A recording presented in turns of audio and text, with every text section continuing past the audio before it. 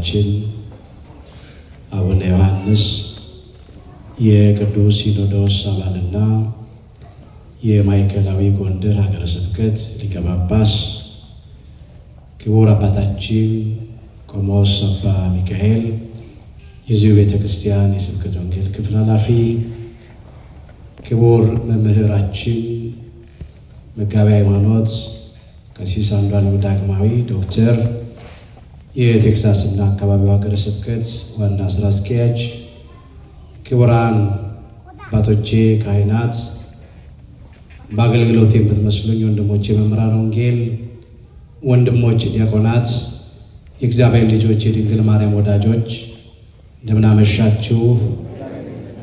በቸርነቱ ሳይገባን የኃጢአታችንን ብዛትና የሰውነታችንን ክፋት ተመልክቶ ሳያጠፋን ዕድሜ ለንስሐ ሰጥቶ እኔን ካለሁበት አምጥቶ እናንተንም እዚህ አቆይቶ ዳግም በቅድስናው ስፍራ ሰብስቦ ስሙን እንድንጠራ ቃሉንም እንድንሰማ የፈቀደልን የአባቶቻችን የቅዱሳን አምላክ የሰራዊት ጌታ እግዚአብሔር ስለማይነገረው ስጦታው ክብርና ምስጋና ይግባው።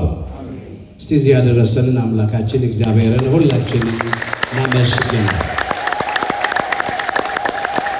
የእናታችን የእመቤታችን የቅድስተ ቅዱሳን የድንግል ማርያም የወላዲተ አምላክ ረድኤትና በረከት ለዘላለሙ በሁላችን ላይ አድሮ ይኖር። በቅድሚያ እግዚአብሔር አምላካችን ሁላችንን በቸርነቱ ጠብቆ እንኳን ለሊቀ መላእክት ለቅዱስ ሚካኤል ዓመታዊ መታሰቢያ ክብረ በዓል በሰላምና በጤና አደረሰን አደረሳችሁ። በደንብ አድርጋችሁ እግዚአብሔርን አመስግኑ። አሕዛብ ሁላችሁ እጆቻችሁን አጨብጭቦ በደስታ ቃልም ለእግዚአብሔር እልል በሉ ተብሎ በዳዊት መዝሙር 46 ቁጥር 1 ላይ ተመዝግቧል።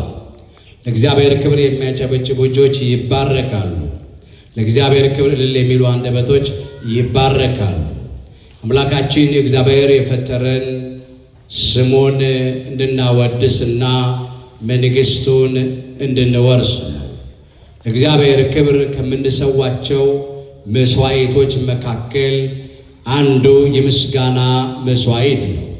በሌላ ስፍራ አባታችን ክቡር ዳዊት ሲዘምር ምስጋናን የሚሰዋ ያከብረኛል ብሏል። በዳዊት መዝሙር 49 ቁጥር 23 ላይ ምስጋናን የሚሰዋ ያከብረኛል ነው ያለው። እስቲ ለእግዚአብሔር ከልብ የሆነ የምስጋና መስዋዕት ሁላችንም እናቀርብ። ወንዶች በጭብጨባ፣ ሴቶች በእልልታ እናመስግን። አምላካችን እግዚአብሔር ምስጋናችንን ይቀበልልን። አምላካችን እግዚአብሔር ከሊቀ መላእክት ከቅዱስ ሚካኤል ከእናታችን ከቅድስት አፎምያ ከካህኑና ከንጉሡ ከጠቢቡና ከጻድቁ ከቅዱስ ላሊበላ ረድኤትና በረከት ሁላችንንም ያሳትፈን። ዛሬ የተደራረቡ ክብረ በዓላት ስላሉ ነው ይህንን ያነሳ ነው። ሁላችን እንደምናውቀው የሊቀ መላእክት የቅዱስ ሚካኤል ዓመታዊ ክብረ በዓል ነው። ሁለተኛ የቅድስት አፎምያም የዕረፍቷ መታሰቢያ ክብረ በዓል ነው። ሶስተኛ የካህኑና የንጉሡ የጠቢቡና የጻድቁ የቅዱስ ላሊበላም ዓመታዊ የዕረፍት መታሰቢያ ክብረ በዓል ነው። ከዚህ የተነሳ ነው እነኝህን ያነሳ ነው። የምስጢር ባለቤት እግዚአብሔር አምላካችን ለሁላችንም ምስጢሩን ገልጦ ያስተምረን። ሚካኤል ሊቀ መላእክት የያዕቆብ ወንድም የይሁዳ መልእክት አንድ ምዕራፍ ብቻ ነው ያለው፣ ቁጥር 9። ለዛሬ አምላካችን እግዚአብሔር እንደረዳን መጠን በሚኖረን ጊዜ የምንማርበት የትምህርታችን ርዕስ ይህ ይሆናል። ዛሬ በዚህ ርዕስ ለመማር የመረጥንበት ምክንያታችን በቤተ ክርስቲያናችን ታሪክ መሰረት በየዓመቱ ሰኔ 12 ቀን ከምናከብራቸው ዓመታዊ መታሰቢያ ክብረ በዓላት መካከል አንዱ የሆነውንና የሊቀ መላእክት የቅዱስ ሚካኤልን ክብረ በዓል እያደረግን ስለሆነ ነው። ሚካኤል ሊቀ መላእክት፣ የመላእክት አለቃ ሚካኤል። የያዕቆብ ወንድም የይሁዳ መልእክት አንድ ምዕራፍ ነው ያለው። ቁጥር 9 ላይ የኃይለ ቃል ተመዝግቦ እናገኘዋለን። ርዕሳችን ነው። በዚህ ርዕስ ውስጥ በመጀመሪያ ሚካኤል ማለት የስሙ ትርጉም ምን እንደሆነ እንመለከታለን። ሁለተኛ ሚካኤል ማን እንደሆነ እንመለከታለን። ሶስተኛ ለሊቀ መላእክት ለቅዱስ ሚካኤል የተሰጠው ስልጣን ወይም ጸጋ ምን እንደሆነ አንስተን በየዓመቱ ሰኔ 12 ቀን የምናከብረው የቅዱስ ሚካኤል በዓል ምን እንደሆነ አንስተን ትምህርታችንን እንጠቀልለዋለን። አምላካችን እግዚአብሔር በነገር ሁሉ ማስተዋልን ይስጠን። ሚካኤል ማለት መኑ ከመ አምላክነ ማለት ነው። እንደ አምላካችን ማን ነው ማለት ነው። መኑ ከመ ኤል፣ ኤል ማለት ፈጣሪ አምላክ እግዚአብሔር አምላክ ማለት ነው። እንደ እግዚአብሔር ያለ ማን ነው ማለት ነው። መኑ ከማከ ልዑል፣ እንደ ልዑለ ባህሪ እንደ እግዚአብሔር ያለ ማን ነው ማለት ነው። የሊቀ መላእክት የቅዱስ ሚካኤል የስሙ ትርጉም በኦሪት ዘዳግም ምዕራፍ 33 ቁጥር 26 ላይ ተመዝግቧል። እንደ እግዚአብሔር ያለ ማንም የለም ይላል። ሚካኤል ማለት ምን ማለት ነው ስንል እንደ እግዚአብሔር ያለ ማንም የለም፣ እንደ እግዚአብሔር ያለ ማን ነው ማለት ነው። ሚካኤል ማን ነው ራሱ የሚለውን ሁለተኛ እንመለከታለን ያልኩት። ሚካኤል ማን ነው ስንል ቅዱስ ሚካኤል ከእልፍ አእላፋት ወትልፊተ አእላፋት ከቅዱሳን መላእክት መካከል አንዱ ነው። ከእሳታውያኑ፣ ከብርሃናውያኑ፣ ከሰማያውያኑ ከቅዱሳን መላእክት መካከል አንዱ ነው። ከሰባቱ ሊቃነ መላእክት መካከል አንዱ ነው። አባታችን ቅዱስ ዮሐንስ በራእዩ እንዲህ አድርጎ መዝግቧል። ወእምዝ ርኢኩ ሰባተ መላእክተ እለ ይቀውሙ ቅድመ እግዚአብሔር ይላል። ከዚህ በኋላ ይላል በእግዚአብሔር ፊት የሚቆሙት ሰባቱን መላእክት አየው ይላል። በዚህ በራእየ ዮሐንስ ምዕራፍ 8 ቁጥር 2 ላይ አዎ በእግዚአብሔር ፊት ከሚቆሙት ከሰባቱ ሊቃነ መላእክት መካከል አንዱ ሊቀ መላእክት የመላእክት አለቃ ቅዱስ ሚካኤል ነው። በሌላ ስፍራም ቅዱስ ዮሐንስ ሲመዘግብ ዚራ ዮሐንስ ምዕራፍ 4 ከቁጥር 5 ጀምሮ እንዲህ አድርጎ ይህንን ገልጦታል። በዙፋኑም ፊት ይላል በሰማይ በእግዚአብሔር ዙፋን ፊት ማለት ነው 7 የእሳት መብራቶች ይበሩ ነበር አለ። እነርሱም 7 የእግዚአብሔር መናፍስት ናቸው። አሁን በሰማይ በሰው እጅ የተለኮሱ የእሳት መብራቶች ያሉ ሆኖ አይደለም። ይሄ የተነገረው ስለ ሰማያውያኑ፣ ስለ ብርሃናውያኑ፣ ስለ እሳታውያኑ፣ ስለ ቅዱሳን መላእክት ነው። በዙፋኑም ፊት በእግዚአብሔር ዙፋን ፊት የሚበሩ 7 የእሳት መብራቶች አየሁ። እነዚህ ደግሞ ማን ናቸው ይላል? ሰባቱ የእግዚአብሔር መናፍስት ናቸው ይላል። ቅዱሳን መላእክትን በሚነዱ በእሳት እንዲሁ ደግሞ በመንፈስ መስሎ እዚህ ጋር ተናገረ። አባታችን ክቡር ዳዊትም ሲዘምር ይህንን አንስቶታል። መላእክቱን መንፈስ የሚያደርግ አገልጋዮቹንም የእሳት ነበልባል እያለ የዘመረው በዚህ በዳዊት መዝሙር 103 ቁጥር 4 ላይ። ለምንድነው ቅዱሳን መላእክትን በመናፍስት የመሰለው? ለምንድነው ቅዱሳን መላእክትን በሚነዱ ወይም በሚንበለበሉ እሳት የመሰላቸው ቢሉ ምክንያቱ እንዲህ ነው። መንፈስ ወይም ነፋስ ረቂቅ ነው። ቅዱሳን መላእክትም ረቂቃን ናቸው። አይጨበጡም፣ አይዳሰሱም፣ አይታዩ። እግዚአብሔር ሲፈቅድ ብቻ ሰዎችን ለመርዳት፣ ለማዳን፣ ለመታደግ በሰው መልክ ይገለጣሉ እንጂ ረቂቃን ናቸው። ረቂቅነታቸውን ሲያጠይቅ መላእክቱን መንፈስ የሚያደርግ። ሌላው መንፈስ ወይም ነፋስ ኃያል ነው። ቅዱሳን መላእክትም ኃያላን ናቸውና ኃይላቸውን ሲያጠይቅ መላእክቱን መንፈስ የሚያደርጋል። ሌላው ነፋስ ወይም መንፈስ ፈጣን ነውና ቅዱሳን መላእክትም ለተልእኮ ይፋጠናሉና በመንፈስ ወይም በነፋስ መሰላቸው። ሌላው መንፈስ ወይም ነፋስ ፈጻሜ ፈቃድ ነው። ፈቃድን ይፈጽማል። ቅዱሳን መላእክትም የእግዚአብሔርን ፈቃድ ይፈጽማሉና በመንፈስ ወይም በነፋስ መሰላቸው። ሌላው አገልጋዮቹንም የእሳት ነበልባል ብሎ ነው ያነሳው። 7 የሚበሩ የእሳት መብራቶች አየው እንዳለ ቅዱስ ዮሐንስ በራእይ። በእሳት ለምን መሰላቸው? ምክንያቱ እንዲህ ነው። በመጀመሪያ እሳት ብርሃን ነው።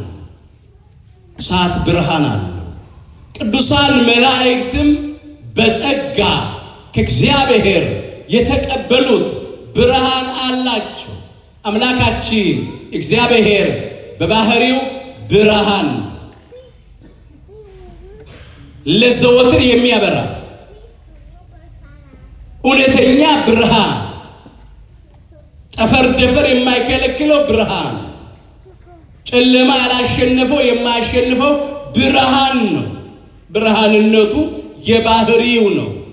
ቅዱሳን መላእክት ደግሞ በጸጋ ብርሃን ስለሆኑ ብርሃናውያን ናቸውና ብርሃን መሆናቸውን ሲያጠይቅ መላእክቱን መንፈስ የሚያደርግ አገልጋዮቹንም የእሳት ነበልባል ብሎ አነሳ። እንዲያውም መጽሐፍ ምን ይላል? እስቲ በሉ ከኔ ጋራ ከመላኩ ክብር በሉ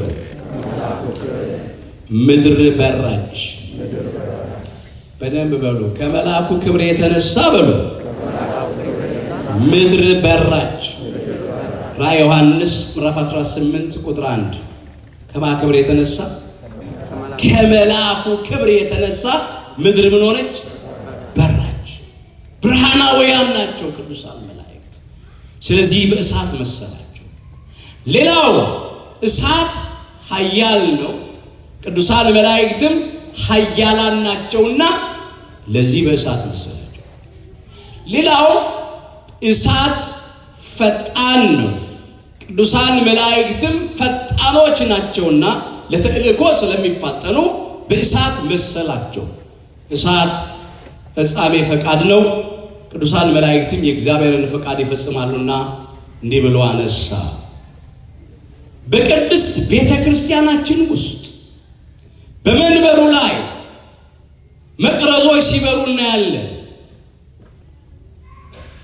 ቤተ ክርስቲያን የሰማይ ደጅ ናት። የጸጋው ግምጃ ቤት ናት። በሰማይ በእግዚአብሔር ዙፋን ፊት 7 የእሳት መብራቶች ሲበሩ አየው እንዳለ የሰማይ ደጅ በሆነችው በቅድስት ቤተ ክርስቲያንም 7 የእሳት መብራቶች ይበራሉ። አዎ፣ ለምን? ቤተ ክርስቲያን የሰማይ ደጅ ስለሆነች ነው። አዎ ስርዓተ ሰማይ ተሰራ በምድር ነው ያለው ሊቁ። ሰማያዊ ስርዓት በምድር ተሰራ። ቤተክርስቲያናችን ስንዱ ስለሆነች ማለት ነው። እነኛ እሳታውያን ብርሃናውያን ሰማያውያን ቅዱሳን መላእክት ለዘላለም የሚያበሩ ናቸው። የሚጠፉ ብርሃኖች አይደሉም። የሚያልቁ ብርሃኖች አይደሉም። የሚሞቱ ብርሃናት አይደሉም። በእነሱ አምሳል በቤተ ክርስቲያን በመንበሩ ላይ የእሳት መብራቶች ሻማዎች ሲበሩ እናያለን። ያን የሚያጠይቅ ነው። ከነኚህ አንዱ እንግዲህ ሊቀ መላእክት ቅዱስ ሚካኤል ነው። ከሰባቱ ሊቃነ መላእክት መካከል ማለት ነው። ለቅዱስ ሚካኤል የተሰጠው ስልጣን ወይም ጸጋ ምንድን ነው? በጣም ብዙ ጸጋ አለው። ዋና ዋና ነገሮችን ብቻ እናነሳለን ጊዜ ለመሻማት። በመጀመሪያ ሊቀ መላእክት ቅዱስ ሚካኤል የመላእክት አለቃ ነው። ራሱ ስንነሳ የመላእክት አለቃ ሚካኤል ነው ያለው። በብዙ ስፍራ በቅዱሳት መጻሕፍት ውስጥ ይሄ ተመስግቦ እናገኛለን። ከዋነኞቹ አለቆች አንዱ ሚካኤል ሊረዳኝ መጣ ይላል እዛ ትንቢተ ዳንኤል ምዕራፍ 10 ቁጥር 13 ላይ።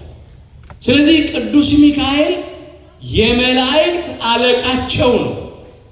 የቀደመው የመላእክት አለቃ ሳጥናኤል ነበረ። የዛሬው ሰይጣን ዲያብሎስ ማለት ነው። በትዕቢቱ በተሰጠው ጸጋ ተመክቶ አምላክነትን ቀምቶ ለመውሰድ ሽቶ ላይነሳ ወድቋል፣ ላይከብር ተዋርዷል። በሱ ቦታ የመላእክት አለቃ ተብሎ የተሾመው ቅዱስ ሚካኤል ነው። ቅዱስ ሚካኤል የመጀመሪያ ስጦታ ወይም ጸጋው የመላእክት አለቅነት ነው። ሁለተኛ ቅዱስ ሚካኤል መላከ ኃይል ነው። መላከ ኃይል ይባላል። በተለይም በሰማይ በተደረገው ሰልፍ ወይም ጦርነት ዲያብሎስንና ሰራዊቱን ድል ስላደረገ ነው። የመጀመሪያው ጦርነት የተደረገው በሰማይ ነው። በዚህ በራእየ ዮሐንስ ምዕራፍ 12 ቁጥር 7 ጀምሮ የተመዘገበውን ኃይለ ቃል እንመልከት። እንዲህ አድርጎ ቅዱስ ዮሐንስ በራእዩ ተመልክቶ መዝግቧል። በሰማይም ሰልፍ ሆነ ይላል። ሰልፍ ያለው በቁሙ እንዲመሰለፍ አይደለም። ሰልፍ ያለው ጦርነትን ነው። በሰማይም ሰልፍ ሆነ፣ ሚካኤልና መላእክቱ ዘንዶውን ተዋጉ አለ። ሊቀ መላእክት ቅዱስ ሚካኤል ከመላእክቱ ጋር በአንድ በኩል በቀኝ ሆኖ ከነ ቅዱስ ገብርኤል ከነ ቅዱስ ሩፋኤል ከነ ቅዱስ ፋኑኤል ከነ ቅዱስ ራጉኤል ከነ ቅዱስ ኡራኤል ከነ ቅዱስ ሳቆኤል ከሌሎቹም ከእልፍ አእላፋት ወትልፊት አእላፋት ቅዱሳን መላእክት ጋር ሆኖ ሚካኤልና መላእክቱ ሚልን በቀኝ በኩል ዘንዶን ተዋጉ።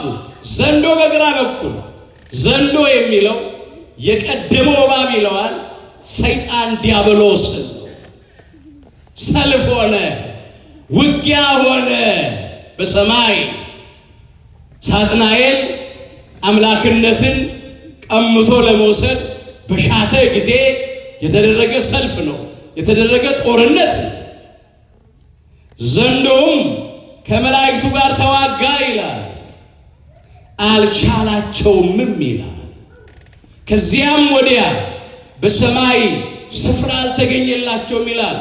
ለዲያብሎስና ለሰራዊቱ ዓለሙን ሁሉ የሚያስተው ዲያብሎስና ሰይጣን የሚባለው የቀደመው እባብ እሱም ታላቁ ዘንዶ ወደ ምድር ተጣለ ይላል።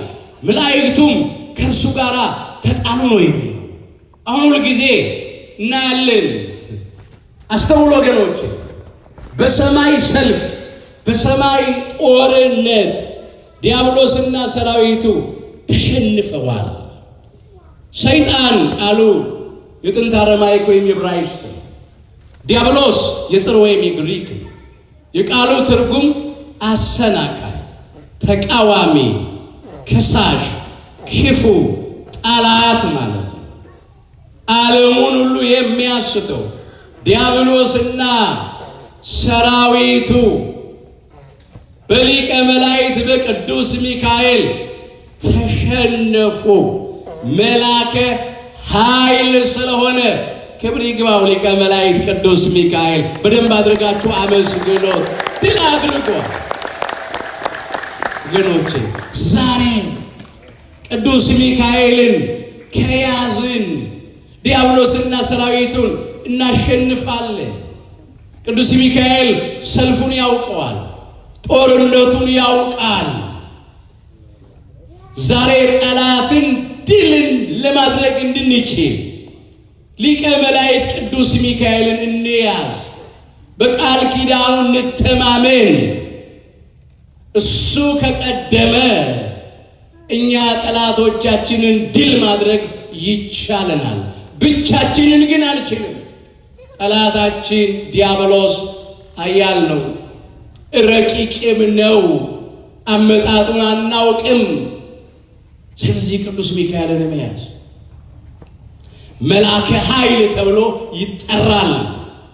እግዚአብሔር በሰጠው ኃይልና ጸጋ ዲያብሎስና ሰራዊቱን ድል ስላደረገ በቅዱስ ሚካኤል መሪነት ፊታውራሪነት የተካሄደ ጦርነት ነው። እሱ ነው ድል ያደረገው። ሶስተኛ ቅዱስ ሚካኤል የምህረት መልአክ ነው። መልአከ ምህረት ይባላል። ነቢየ እግዚአብሔር ቅዱስ ሄኖክ ይህንን እንደዚህ አድርጎ አስቀድሞ መዝግቧል። መጽሐፈ ሄኖክ ምዕራፍ 10 ቁጥር 12 ላይ ይቅር የሚል ከመዓትም የራቀ ቅዱስ ሚካኤል ነው ይላል። ይቅር ባይ መልአክ፣ ሩሩ መልአክ ቅዱስ ሚካኤል ነው። መልአከ ምህረት ተብሎ ይጠራል። ለዚህ ነው ሁልጊዜ በቅዳሴው ተወ ምህረት ለሚካኤል የምንለው። ለሚካኤል ምህረት ተሰጠው እንላለን። ቅዱሳት መጻሕፍትም ይህን ይመሰክሩት። የምህረት መልአክ መልአከ ምህረት ነው። ዛሬም መልአከ ምህረት ቅዱስ ሚካኤል በተሰጠው ጸጋና ቃል ኪዳን ሁላችንንም ከአምላካችን ከእግዚአብሔር ያስምረን። መልአከ ምህረት ነው። ሌላው ቅዱስ ሚካኤል መጋቤ ብሉይ ወተራዳይ ሐዲስ ነው። ቅዱስ ሚካኤል መጋቤ ብሉይ ተብሎ ይጠራል። ደግሞ ተራዳይ ሐዲስም ነው። እስራኤል ዘሥጋ እየመራ እየተንከባከበ ከግብፅ ከምድረ በዳ አውጥቶ ምድረ ርስት ከነዓን የዛሬቱ ኢየሩሳሌም ያደረሳቸው መልአክ ቅዱስ ሚካኤል ነው። ጥቂት ነገር እናንሳ። በመንገድ ይጠብቅ ዘንድ ወደ አዘጋጀሁትም ስፍራ ያገባ ዘንድ እነሆ መልአኬን በፊት እሰዳለሁ። በፊቱ ተጠንቀቁ፣ ቃሉንም አድምጡ። ስሜ በእርሱ ላይ ስለሆነ ኃጢአት ብትሰሩ ይቅር አይልምና አታስመርሩት ተብሎ በኦሪት ዘጸአት ምዕራፍ 23 ቁጥር 20 ጀምሮ ተመዝግቧል። ከአምላካችን ከእግዚአብሔር ለእስራኤል ዘሥጋ በብሉይ ኪዳን የተሰጣቸው ቅዱስ ሚካኤል ነው። ሁላችን የምናውቀው ታሪክ ነው። ለ430 ዘመን በግብፅ በባርነት ቤት ከኖሩ በኋላ እግዚአብሔር ጩኸታቸውን አድምጦ እንባቸውንም ተመልክቶ ያድናቸው ዘንድ ወደደ። በረድኤትም ወረደ። በ9 ታላላቅ ተአምራት በ10ኛ ሞተ በኩር በ11ኛ ስጥመተ ኤርትራ ባህር ሕዝቡን ከግብፅ ከባርነት ቤት ነፃ አወጣቸው። ያን ጊዜ ከፊታቸው እየቀደመ ይመራቸው የነበረ ሊቀ መላእክት ቅዱስ ሚካኤል የኤርትራን ባህር ለሁለት ከፈለው፣ እንደ ግድግዳ አቆመው፣ እንደ ሳር ክምር አደረገው፣ ሕዝቡን በደረቅ አሻገረ። እንዳይርባቸው ከሰማይ መና ወርዶ መገባቸው፣ እንዳይጠማቸው ከአለት ከጭንጫ ከድንጋይ ውሃ አፍልቆ አጠጣቸው። ቀን ፀሐይ እንዳያቃጥላቸው፣ ሌሊት ጨለማ እንዳያስደነግጣቸው በሰባት አይነት ደመና እየተንከባከበ መራቸው። ከዚያም ዮርዳኖስን ከፍሎ አሻገራቸው። ጽኑን የኢያሪኮን ቅጥር አፍርሶ ሰባቱን የአሕዛብን ነገሥታት አባሮ ማርና ወተት የምታፈልቀውን ምድረ ርስት ከነዓንን ኢየሩሳሌምን አወረሳቸው። ክብር ይግባው ሊቀ መላእክት ቅዱስ ሚካኤል። እባካችሁ በደንብ አድርጋችሁ አመስግኑ። በተለይ በሂዳሩ ቅዱስ ሚካኤል በስፋት የሚተረክ ታሪክ ነው። መጋቤ ብሉይ ነው የሚባለው። መግቧቸዋል፣ ተንከባክቧቸዋል፣ ጠብቋቸዋል። ያው ሰማያዊ ምግብ ሰማያዊ መና ነው የመገባቸው። እንደ ድንብላል ነበረ ይላል። ደግሞ ጣዕሙ በዘይት እንደተለወሰ እንጎቻ ነበር ይላል። መልኩ ነጭ ጻዕዳ ነበር ይላል። ማይሆንላቸው ነገር የለም ከስጋ በስተቀር ፈለጉትን ያደርጉታል። ያንን እየበሉ ከጭንጫ ካለት ከድንጋይ ላይ ያፈለቀላቸውን ውሃ እየጠጡ ነው የተጓዙት። ቅዱስ ሚካኤል ነው የረዳቸው፣ የመገባቸው፣ የጠበቃቸው። በአዲስ ኪዳንም ብዙዎችን ተራርቷል፣ ለብዙዎች ደርሷል። ቅዱሳን ሐዋርያት በታሰሩ ጊዜ በሌሊት ተገልጦ እነ ሊቀ ሐዋርያት እነ ቅዱስ ጴጥሮስን ከእስር ቤት የፈታው ቅዱስ ሚካኤል በኋላ እናነሳዋለን። ለነ ቅዱስ አፎሚያ ለነ ባህራን ደርሷል። መጨረሻ ላይ እናነሳዋለን። በአዲስ ኪዳን ለብዙዎች ደርሷል። እስራኤል ዘነፍስ ለምንባል ለአዲስ ኪዳን እስራኤሎች፣ ለኛም ለክርስቲያኖች ይደርሳል። ዛሬ ይሄ ነው።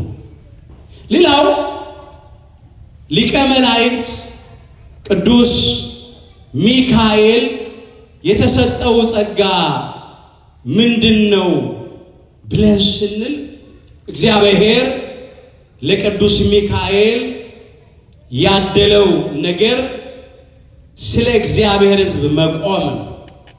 እስቲ በሉ በዚያ ዘመን በሉ ስለ ሕዝብ ልጆች የሚቆመው ታላቁ አለቃ ሚካኤል ይነሳል። ትንቢተ ዳንኤል ምዕራፍ 12 ቁጥር 1 ስለ ወደፊቱ የተነገረ ነው። ጥቂት ነገር ግን እናንሳ። በዚያ ዘመን ስለ ሕዝብህ ልጆች የሚቆመዋል። ስለማ ልጆች በደንብ እንድትሉ ትፈልጋለሁ። ስለማ ልጆች ስለ ሕዝብህ ልጆች የሚቆመው ታላቁ አለቃ ሚካኤል ይነሳል። ቅዱስ ሚካኤል ስለ እግዚአብሔር ሕዝብ ነው የሚቆመው። ስለ እግዚአብሔር ልጆች ይቆማል። መቆም ማለት ምንድነው ብንል በመጀመሪያ የእግዚአብሔርን ሕዝብ ይጠብቃል፣ ይረዳል፣ ይታደጋል፣ ያድናል፣ ይንከባከባል። ለእስራኤል ለሥጋ ብዙ ጊዜ ተደርጓል። እስራኤል ዘነፍስ ለምንባል ለኛም ለአዲስ ኪዳን እስራኤሎች ለክርስቲያኖች ይደረጋል። መጀመሪያ ይህንን ማለት ነው። ከአሕዛብ እጅ ከአረማውያን እጅ እስራኤል ዘሥጋን ብዙ ጊዜ አድኗቸዋል፣ ታድጓቸዋል። እኛንም ይታደገናል፣ ያድነናል፣ ይረዳናል ማለት ነው። መቆም ማለት ይሄ ነው በመጀመሪያ። ሁለተኛ መቆም ማለት ከዲያብሎስና ከሰራዊቱ እጅ ማዳን ነው። ከዲያብሎስና ከሰራዊቱ እጅ መታደግ ነው። አንድ ታሪክ አለ። በየዓመቱ ሰኔ 12 ቀን በንፍቁ ዲያቆን በቅዳሴው ክፍለ ጊዜ እንዲታዘዝ የታዘዘ እንዲነበብ የታዘዘ የዕለቱ መልእክት ክፍል ነው። የተነሳነው ርዕስ አድርገን ይህንን ኃይለ ቃል ነው። በዚህ በያዕቆብ ወንድም በይሁዳ መልእክት ምዕራፍ 1 ቁጥር 9 ላይ እንደዚህ ይላል፣ የመላእክት አለቃ ሚካኤል ግን ይላል ከዲያብሎስ ጋር በተከራከረ ጊዜ ስለ ሙሴ ሥጋ ሲነጋገር ጌታ ይገሥጽ አለው እንጂ የስድብን ፍርድ ሊናገረው አልደፈረም። ምን ማለት ነው? ቅዱስ ሚካኤል ከዲያብሎስ ጋር ስለ ሙሴ ሕግ፣ ስለ ሙሴ ሥጋ ተከራክሮ እስራኤል ዘሥጋ ሙሴን በጣም ይወዱታል፣ ያከብሩታል፣ ያደንቁታል። ሙሴ በምድረ በዳ ቀርቷል። ምድረ ርስት ከነዓን ሳይደርስ ኢየሩሳሌም ሳይገባ እዚያ ቀርቷል። እስከ ዛሬ ድረስ ነው የሚለው የሙሴን መቃብር ማንም አያውቀውም ይላል ኦሪት ዘዳግም ምዕራፍ 34 ቁጥር 6 ላይ ማንም አያውቀው። ዲያብሎስ ምን አላቸው? እስራኤል ዘሥጋን የምትወዱትን የምታከብሩትን የሙሴን ሥጋ ላምጣላችሁ ላሳያችሁ አለ። የሙሴን ሥጋ ጣዖት አድርጎ ሊያስመልከው ስለፈለገ ነው ወገኖቼ። ለዚህ ነው እንዲህ ያላቸው። ያን ጊዜ ሥጋ ለባሾችን ከማድነቅ አልፈው ወደ ማምለክ የሚደርሱ አሉ። አምልኮት ግን ለእግዚአብሔር ብቻ ነው። ለምን? እንደ እግዚአብሔር ያለ ማንም የለማ። ሊመለክ የሚገባው እግዚአብሔር አምላክ ብቻ ነው። እስራኤል ዘሥጋ ባለማወቅ የሙሴን ሥጋ ፈልገው ሊያመልኩት ሻቱ።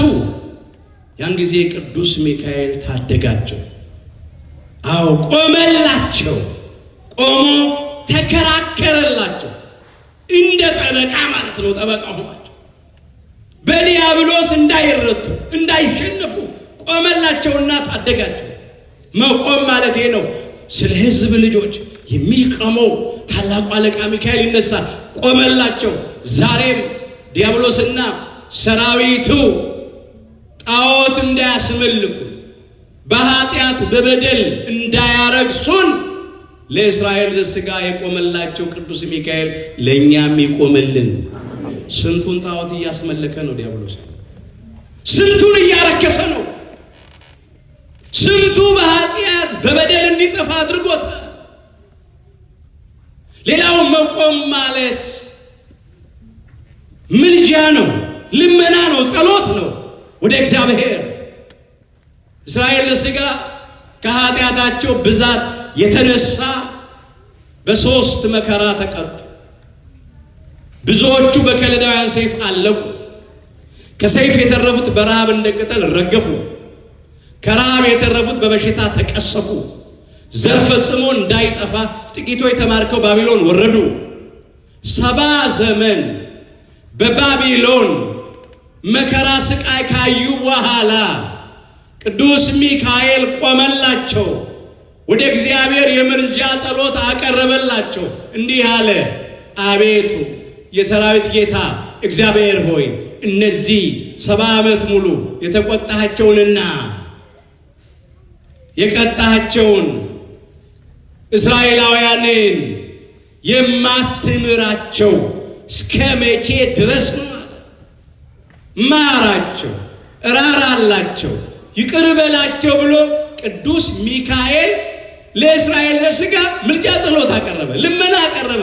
በትንቢተ ዘካርያስ ምዕራፍ 1 ቁጥር 12 ጀምሮ የተመዘገበ ቃል። እግዚአብሔርም ይላል ነቢዩ ዘካርያስ ሲጽፍ ከኔ ጋር ይነጋገር ለነበረው መልአክ ይላል ለቅዱስ ሚካኤል በመልካምና በሚያጽናና ቃል ተናገረው ይላል። ምልጃህን ተቀብያለሁ፣ ጸሎትን ሰምቻለሁ፣ ወደ ኢየሩሳሌም በምሕረት ተመልሻለሁ አለ እግዚአብሔር። ሕዝቤ እስራኤል ዘሥጋ ከባቢሎን ወደ ኢየሩሳሌም ይመለሳሉ፣ ከባርነት ቤት ነፃ ይወጣሉ፣ ከስራታቸው ይፈታሉ፣ የፈረሰው ቤተ መቅደሴ ይሰራል አለ በእግዚአብሔር ቸርነት በሊቀ መላእክት በቅዱስ ሚካኤል አማላጅነት። እስራኤል ዘሥጋ ከባርነት ቤት ነፃ ወጡ። ለእስራኤል ዘሥጋ ቅዱስ ሚካኤል ቆመላቸው፣ ከእግዚአብሔር አማለዳቸው። ቅዱሳን መላእክት ከእግዚአብሔር ወደ ሰው ብቻ ሳይሆን ከሰውም ወደ እግዚአብሔር ይሄዳል።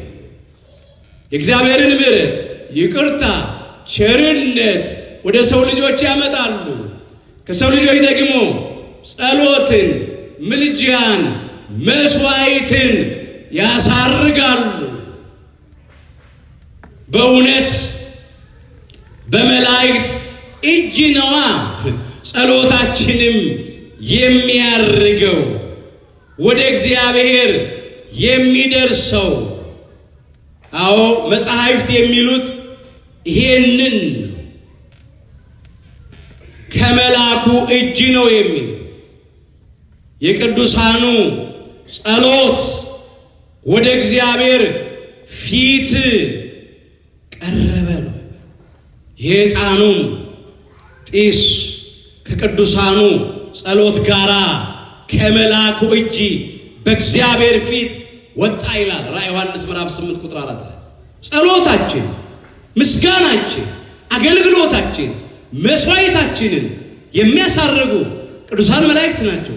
ከነኛ አንዱ ሊቀ መላእክት ቅዱስ ሚካኤል ነው። ለኛም ምልጃ፣ ጸሎት ከሚያቀርቡት ቅዱሳን መላእክት አንዱ ቅዱስ ሚካኤል ነው።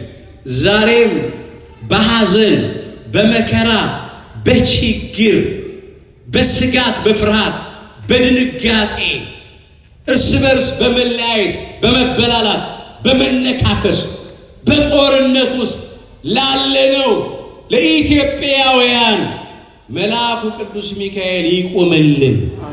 ዛሬም እንዲህ የሚልልን መልአክ ያስፈልገናል። አቤቱ የሰራዊት ጌታ እግዚአብሔር ሆይ እነዚህ ብዙ ዘመን የተቆጣቸው ኢትዮጵያውያንን የማትምራቸው እስከ መቼ? ይቅር የማትላቸው እስከ መቼ ነው የሚልን ያስፈልገናል። እስራኤል ዘሥጋ በሰይፍ ጠፉ ብለናል። በረሃብ አለቁ፣ በበሽታ ተቀሰፉ ብለናል። ዛሬም ሁሉም እየተፈራረቀብን ነው። በእኛ ሰይፍ ነው። እርስ በርሳችን እየተበላላን እየተነካከስን ነው። የምንሰማው የሞት ዜና ነው። የምንቆጥረው አስከሬን ነው። ሰው ያወቀው ፀሐይ የሞቀው የአደባባይ ምስጢር ነው። እግዚአብሔር በቃችሁ ይበለን። ይህን የመከራ ዘመን ያሳጥረን። ረሃብ ነው። ሕዝባችን ገና ረሃብተኛ ነው። ኑሮ የተወደደበትና የከበደው ነው። በቀን አንድ ጊዜ ለመብላት ጭንቅ ነው። በሽታ ነው። ስደት ነው። በገዛ ሀገራችን ስደተኞች ነን። እስራኤል አምላክ እያላቸው እንደሌላቸው፣ ሀገር እያላቸው እንደሌላቸው ነበር የተሰደዱት በኃጢአት በበደል ብዛት። ዛሬም እኛ እንደዚህ ሆነናል። መከራ ውስጥ ነው ያለነው። ችግር ውስጥ ነው ያለነው። ቅዱስ ሚካኤል ይቆምልናል። በዚያ ዘመን ስለ ሕዝብ ልጆች የሚቆመው ታላቁ አለቃ ሚካኤል ይነሳል ማለት ነው።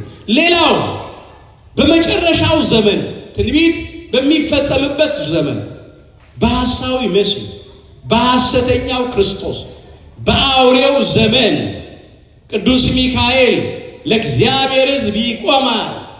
3 ዓመት ከ6 ወር ወይም 42 ወራት ወይም 1060 ቀን ዲያብሎስ ይሰለጥናል። ሐሰተኛው ክርስቶስ የዲያብሎስ ማደሪያ የሆነው ይሰለጥናል። በዚያ ዘመን 3 ዓመት ከ6 ወር ቅዱስ ሚካኤል ስለ እግዚአብሔር ሕዝብ ይቆማል። ሰዎች በዲያብሎስ ድል እንዳይነሱ፣ በሐሳዊ መሲህ በሐሰተኛው ክርስቶስ እንዳይስቱ፣ እንዳይጠፉ ታላቁ አለቃ ቅዱስ ሚካኤል ይቆምላቸዋል ይላል። ዛሬም ለሁላችን ይቆምልን። ይሄ ለቅዱስ ሚካኤል የተሰጠው ስልጣን ጸጋ ነው። ሌላው የመጨረሻው የተሰጠው ስልጣን ወይም ጸጋ በትንሣኤ ዘጉባኤ በፍርድ ቀን በመጨረሻው ቀን ቀንደ መለከቱን የሚነፋ ሙታንን የሚያስነሳው ቅዱስ ሚካኤል። ቅዱስ ጳውሎስ ለተሰሎንቄ ክርስቲያኖች በጻፈው መልእክቱ አንደኛ ተሰሎንቄ ምዕራፍ 4 ቁጥር 16 ጀምሮ ይህንን ቃል መዝግቦታል። ጌታ ራሱ አለ፣ ጌታችን አምላካችን መድኃኒታችን ኢየሱስ ክርስቶስ ነው። በትእዛዝ በመላእክትም አለቃ ድምፅ። በማን ድምፅ? በደንብ በሉት። በማን ድምፅ? በመላእክት አለቃ ድምፅ። የመላእክት አለቃ ሚካኤል ነው የተነሳ ነው። በመላእክት አለቃ ድምፅ በእግዚአብሔርም መለከት ከሰማይ ይወርዳልና አምላካችን ጌታችን መድኃኒታችን ኢየሱስ ክርስቶስ ዳግም ለፍርድ ሲመጣ የመላእክት አለቃ ቅዱስ ሚካኤል ነው መለከቱን የሚነፋው፣ ከፊት እየቀደመ ማለት ነው። ያ ቀን ትንሣኤ ዘጉባኤ ነው። በመቃብር ያሉት ሁሉ ድምፁን የሚሰሙበት ቃል ነው። ሙታን ሁሉ የሚነሱበት ቀን ነው። መለከት ይነፋልና ሙታንም የማይበሰብሱ ሆነው ይነሳሉ ብሏል ቅዱስ ጳውሎስ አንደኛ ቆሮንቶስ ምዕራፍ 15 ቁጥር 52። አዎ መለከት ይነፋል። መለከቱን ማን ይነፋል? ሊቀ መላእክት ቅዱስ ሚካኤል ከፊት ቀን። ሙታንም የማይበሰብሱ ሆነው ይነሳሉ። በመበስበስ ይዘራል፣ ባለመበስበስ ይነሳል። በውርደት ይዘራል፣ በክብር ይነሳል። በድካም ይዘራል፣ በኃይል ይነሳል። ፍጥረታዊ አካል ይዘራል፣ መንፈሳዊ አካል ይነሳል። እኛም የመቃብር አዝመራዎች ነው። በስጋ ስንሞትና ስንቀበር በመቃብር ተዘራን ማለት ነው። በትንሣኤ ዘጉባኤ ደግሞ እንነሳለን። ያኔ የመለኮትን ድምፅ የሚነፋው ቅዱስ ሚካኤል ነው። ለዚህ ነው በዚህ በያዕቆብ ዘስሩግ ቅዳሴ ላይም ይሄንን የሚያነሳው። ዳግመኛም 3 ጊዜ የመለከት ድምፅ ይሆናል ብለሃል ይላል። ይኸውም ሙታንን የሚያነቃ ነው። ሙታን የሚነቁበት የመለከት ድምፅ የሚያሰማው ቅዱስ ሚካኤል ነው። ከአራቱም ማዕዘናት ለእግዚአብሔር የሆኑትን ምርጦቹን ቅዱሳኑ ባለሟሎቹን ሃይማኖታቸውን ያጸኑትን ምግባራቸውን ያቀኑትን ለንስሐ የሚገባ ፍሬ ያፈሩትን የተዘጋጁትን የሚሰበስቡት ቅዱሳን መላእክት ናቸው። ሰብሳቢያቸው፣ መክበባቸው፣ አለቃቸው ደግሞ ቅዱስ ሚካኤል። አምላካችን ጌታችን መድኃኒታችን ኢየሱስ ክርስቶስ ይሄንን ነው እንዲህ ብሎ የተናገረው። የማቴዎስ ወንጌል ምዕራፍ 24 ቁጥር 31 ጀምሮ መላእክቱንም በታላቅ መለከት ድምፅ ይልካቸዋል። ከታላቅ መለከት ድምፅ ጋር ይልካቸዋል። ከሰማይም ዳርቻ እስከ ዳርቻዋ ድረስ ይላል። ከአራቱም ነፋሳት ከአራቱም ማዕዘናት ማለት ነው። ከሰሜን፣ ከደቡብ፣ ከምስራቅ፣ ከምዕራብ ለእርሱ የተመረጡትን ይሰበስባሉ። ቅዱሳኑን የሚሰበስቡት ለመንግሥተ ሰማያት ክብር የሚያበቁት ቅዱሳን መላእክት ናቸው። ዋናው ሰብሳቢያቸው ቅዱስ ሚካኤል። በእውነት ሊቀ መላእክት ቅዱስ ሚካኤል ዳግም አምላካችን ለፍርድ ሲመጣ ቅዱሳኑን የተመረጡትን ከአራቱም ማዕዘናት ለእርሱ ለእግዚአብሔር ክብር ለመንግስቱ ክብር በሚሰበስባቸው ጊዜ እኛንም እግዚአብሔር ከቅዱሳኑ ጋር እንዲቆጥረን በተሰጠው ጸጋና ቃል ኪዳን ይርዳን። እንግዲህ ቅዱስ ሚካኤል ሁሉ ጸጋዎች ሁሉ ስልጣኖች ተሰጥተውታል። ቅዱስ ሚካኤል በሰኔ 12 ቀን ምን አደረገ? ባጭሩ ልጠቁምና ትምህርታችንን እንጠቅልል። ምን አደረገ ቅዱስ ሚካኤል? ብዙ ነገር አድርጓል። ሁለት ነገሮች ብቻ ነው ማነሳ። በመጀመሪያ ቅድስት አፎሜያን ከዲያብሎስና ከሰራዊቱ የታደገበት ሁላችንም እናውቀው ታሪክ። ቅድስት አፎሜያ ከባለቤቷ ከቅዱስ አስተራኒቆስ ጋር ሃይማኖቷን አጽንታ ምግባሯን አቅንታ ትኖር ነበር። በወር 3 ጊዜ ዝክር ይዘክራሉ። በ29 በአምላካችን በጌታችን በመድኃኒታችን በኢየሱስ ክርስቶስ የጽንሰቱ የልደቱ የትንሣኤው መታሰቢያ ማለት ነው። በ21 የቅድስተ ቅዱሳን የድንግል ማርያም የወላዲተ አምላክ የዕረፍቷን መታሰቢያ ማድረግ፣ በ12 የቅዱስ ሚካኤልን መታሰቢያ ማድረግ። ለተራበ ያጎርሳሉ፣ ለታረዘ ያለብሳሉ፣ ለተጠማ ያጠጣሉ፣ ለድሃ ቸርነት ያደርጋሉ። አስተራኒቆስ አረፍተ ዘመን ሊገታው ሲል እግዚአብሔርን የምትማጸንበት የቅዱስ ሚካኤልን ስዕል አስሎ ሰጣት ይላል። በጸሎቷ ቤት አስቀምጣ በቅዱስ ሚካኤል ስዕል ፊት እግዚአብሔርን ደጅ ትጸና ነበረ ይላል። ያን ጊዜ ጠላት ዲያብሎስ በተለያየ መንገድ ሊፈትናት መጣ። በመጀመሪያ በባልቴቶች ተመስሎ መጣ። ሃይማኖቷን ሊያስክዳት፣ ምግባሯን ሊያስተዋት ማለት። እንደገና ደግሞ በመነኩሴ ተመስሎ መጣ ይላል።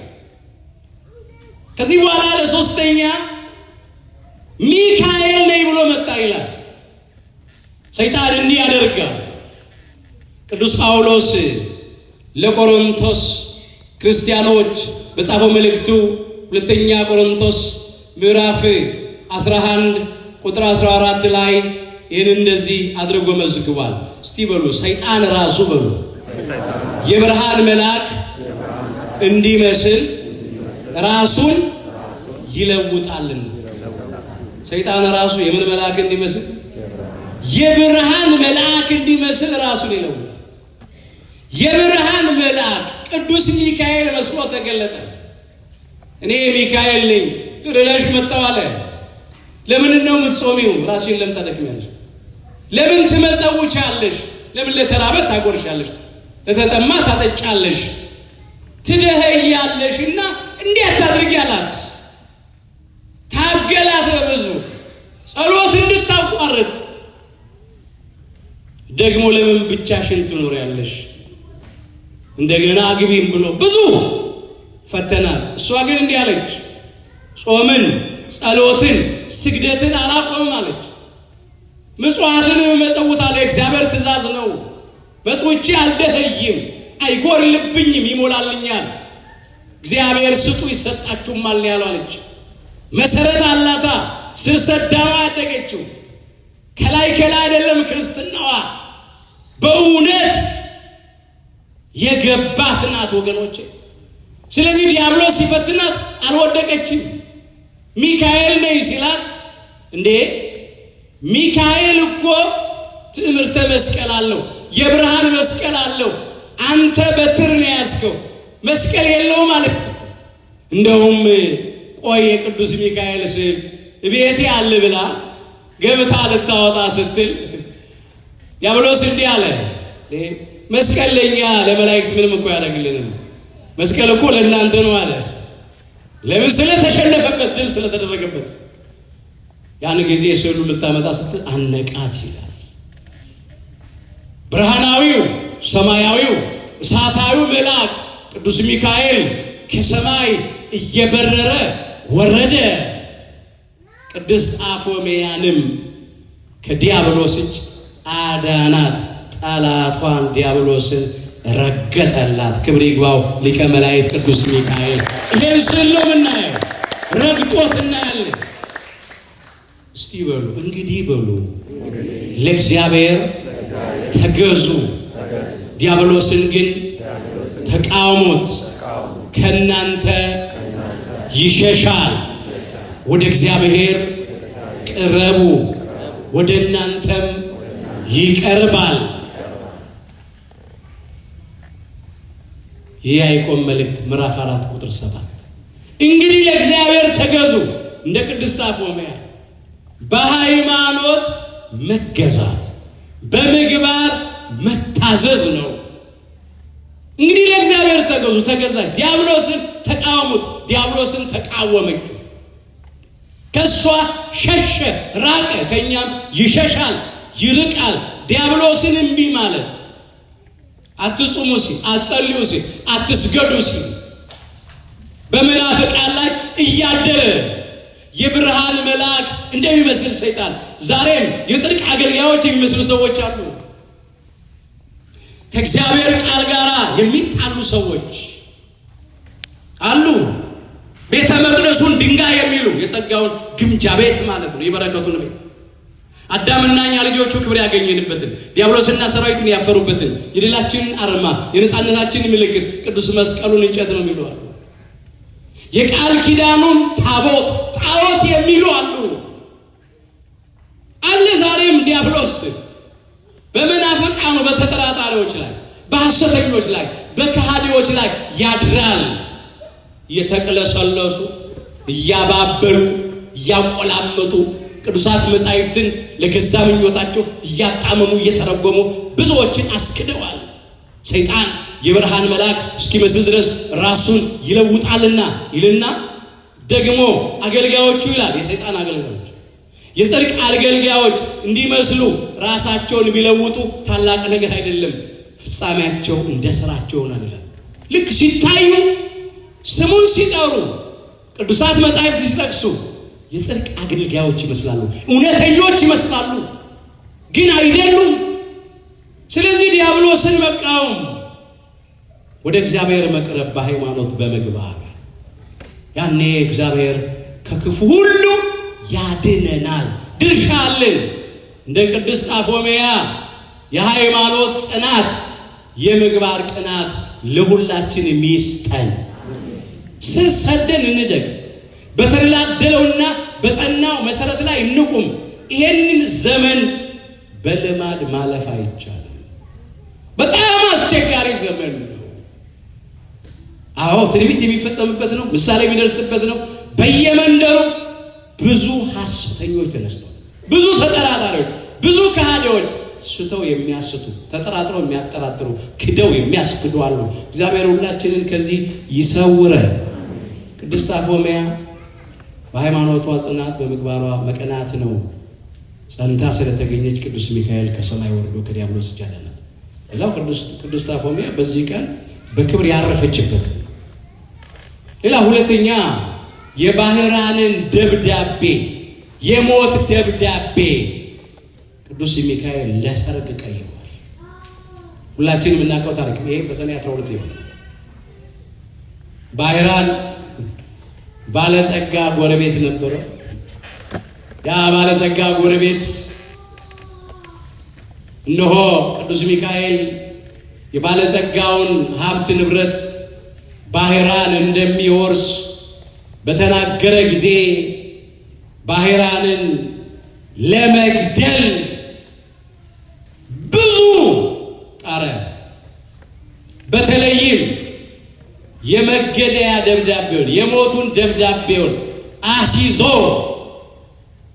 ወደ ቤተ መንግስቱ ወደ ቤቱ ላከው ይላል።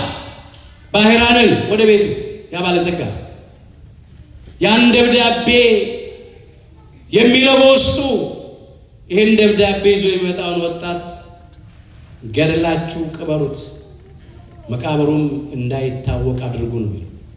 የሞት ደብዳቤ መንገድ ላይ ሳለ ቀደመና ሊቀ መላእክት ቅዱስ ሚካኤል ያንን ደብዳቤ እፍ ብሎበት ለወጠው።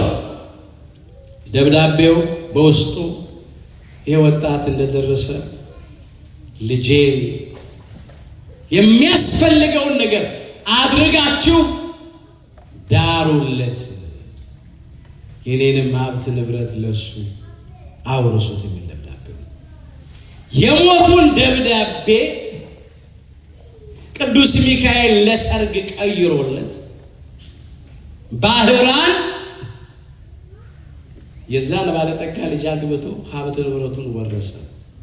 ያም ባለጠጋ እንዲሁ ወድቆ ቀረ። ዛሬም ቅዱስ ሚካኤል የሞታችንን ደብዳቤ ለሕይወት ይቀይርልን። አንድ እንደው ከቅዱሳት መጻሕፍት የሚመሳሰል ታሪክ አለ። ይህን ላንሳና ልጠቅልለው። እስራኤል ዘሥጋ ሊያጠፋ የአሦራውያን ንጉሥ ሰናክሬም ደብዳቤ ጻፈ ይላል ታሪኩ ትንቢተ ኢሳይያስ ምዕራፍ 37 ቁጥር 1 ጀምሮ ተመስክሯል።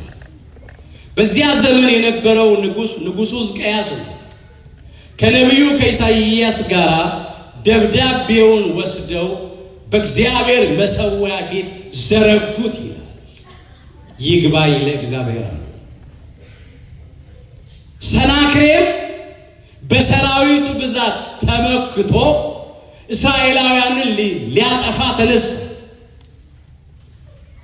ንጉሡ ሕዝቅያስ ለሰናክሬም አልገብርም ስላለ፣ ሰናክሬም ጣዖት አምላኪ፣ ንጉሡ ሕዝቅያስ እግዚአብሔርን ነው የሚያመልክ። ስለዚህ ጣዖት ለሚያመልክ ንጉሥ አልገብርም አለ። ከእጄ የሚያድናችሁ የለም አለ ደግሞ ንጉሡ ሰናክሬም። ስለዚህ አጠፋቸዋለሁ አለ። ሰራዊቱን አስከትቶ ከበባቸው። ደብዳቤ ጻፈ። ያን ደብዳቤ ወስደው የታደሉ ናቸው ንጉሡ ከነብዩ፣ ነብዩ ከንጉሡ ጋር ተባብረው የእግዚአብሔርን ሕዝብ ከጥፋት ለማዳን፣ ነብዩ በመንፈሳዊ መንገድ ሕዝቡን ይመራ ነው፣ ንጉሡ ደግሞ በሥጋዊ መንገድ ሕዝቡን የሚያስተዳድር ነው። ሁለቱም ግን ለእግዚአብሔር ሕዝብ መዳን ሲሉ በእግዚአብሔር ፊት ጸለዩ፣ አለቀሱ ይላል። አዎ ንጉሡ ሰናክሬም የጻፈውን ይሄን ደብዳቤ ተመልከታል። ይግባኛል፣ ከእጁ አድነናል።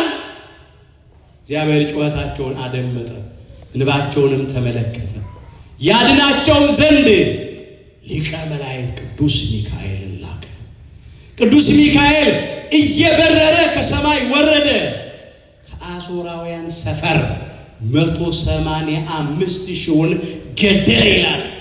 ማለዳ በተነሱ ጊዜ የአሦራውያንን በድኖች እግዚአብሔር ለእስራኤላውያን አሳየ።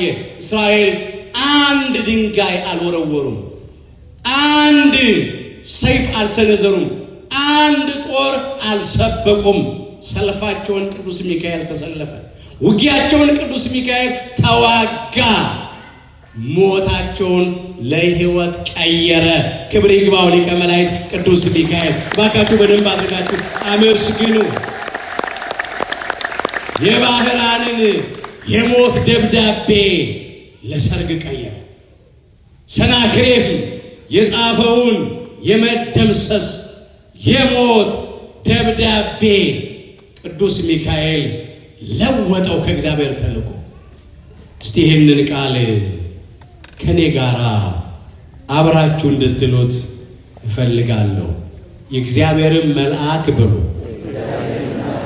ወጣ፣ ከአሦራውያንም ሰፈር 185,000 ገደለ። ትንቢተ ኢሳይያስ ምዕራፍ 37 ቁጥር 36 ላይ ተመዘገበ። የእግዚአብሔር መልአክ ቅዱስ ሚካኤል ከአሦራውያን ሰፈር 185,000 ገደለ። ቅዱስ ሚካኤል እንዲህ አድርጎ አዳናቸው።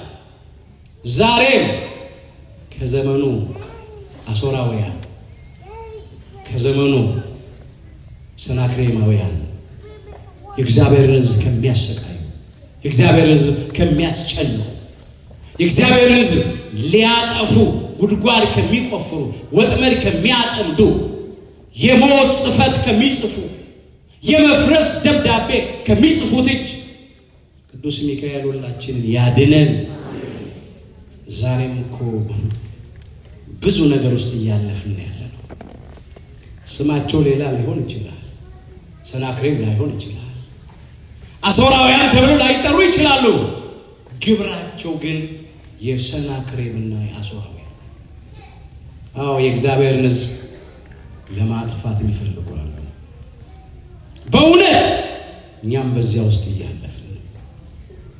ብዙ መከራ እየተፈራረቀ የሚረዳን የሚታደገን ከጠላቶቻችን እጅ የሚያድነን ቅዱስ ሚካኤል ያስፈልጋል። ዛሬም ጠላቶቻችን የጻፉብንን የሞት ደብዳቤ ቅዱስ ሚካኤል ለሕይወት ይቀይርልን። የሐዘናችንን ደብዳቤ ለደስታ ይቀይርልን። የመከራችንን ደብዳቤ ለክብር ይቀይርልን። ይለውጣል። ይዘን ቀና እንበል። ዛሬም በቤተ መቅደሱ ይግባኝ እንበል። ወደ እግዚአብሔር እንጩህ። መከራ ያለብን፣ ሐዘን ያለብን፣ ችግር ጭንቀት ያለብን ሁሉ ወደ እግዚአብሔር ከልብ እንጩህ። እግዚአብሔር ይሰማናል። እግዚአብሔርን ለምኖ ያልተቀበለ የለም። በእግዚአብሔርም አምኖ ያፈረ ሰው የለም። ይተአየን መልአከ እግዚአብሔር አዶሞ ለእለ ይፈርህዎ ያድኅኖሙ ብሏል አባታችን ክቡር ዳዊት። የእግዚአብሔር መልአክ እግዚአብሔርን በሚፈሩት ሰዎች ዙሪያ ይሰፍራል፣ ይከትማል፣ ያድናቸውማል ነው ያለው በመዝሙር 33 ቁጥር 7 ላይ። አዳነ። ቅድስት አፎምያን አዳናት። ባሕራንን አዳነ። ዛሬም እኛን ያድነናል። ከእግዚአብሔር ተሰጥቶናል። ፈጥሮ ያለ ጠባቂ ያልተወን አምላካችን እግዚአብሔር ክብርና ምስጋና ይግባው። በደንብ አድርጋችሁ አመስግኑ።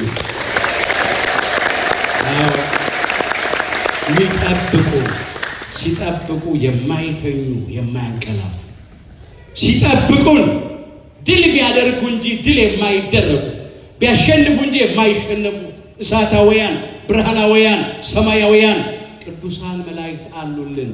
ከነኚህ ደግሞ አንዱ ሊቀ መላእክት ቅዱስ ሚካኤል በምድር ስላለው ብቻ አይደለም፣ መንግስቱንም እንድንወርስ ከሚራዱን መላእክት መካከል አንዱ ቅዱስ ሚካኤል ነው። አንድ ኃይለ ቃል እንመልከትና ይበቃናል። ቅዱስ ጳውሎስ በዕብራውያን መልእክቱ ምዕራፍ 1 ቁጥር 14 ላይ እንዲህ አድርጎ መዝግቧል።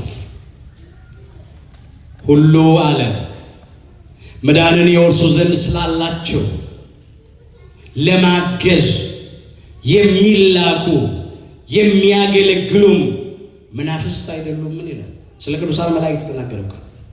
ሁላችን መዳንን እንድንወርስ የዘላለምን ሕይወት እንድናገኝ ወደ እግዚአብሔር መንግሥት እንድንገባ ሊረዱን፣ ሊያግዙን፣ ሊያገለግሉን ከእግዚአብሔር የተሰጡን የተላኩልን ቅዱሳን መላእክት ናቸው። እንግዲህ ወደ እግዚአብሔር መንግሥት ለመግባት የዘላለምን ሕይወት ለማግኘት የቅዱሳን መላእክት እርዳታ፣ እገዛ ያስፈልገናል። ብቻችን አንችልም። በእውነት ሊቀ መላእክት ቅዱስ ሚካኤል እስራኤል ዘሥጋን እየመራ ምድረ ርስት ከነዓን የዛሬቱ ኢየሩሳሌም እንዳደረሰ እኛንም እየመራ ሰማያዊቷን ኢየሩሳሌም መንግሥተ ሰማያትን ያውረሰ። በቅዱስ ሚካኤል የመለከት ድምፅ ሙታን ይነሳሉ ነው ያለው፣ ይነቃሉ ነው ያለው። እኛንም ዛሬ ከስንፍና እንቅልፍ፣ ከኃጢአት እንቅልፍ ቅዱስ ሚካኤል በተሰጠው ጸጋ ያንቃል።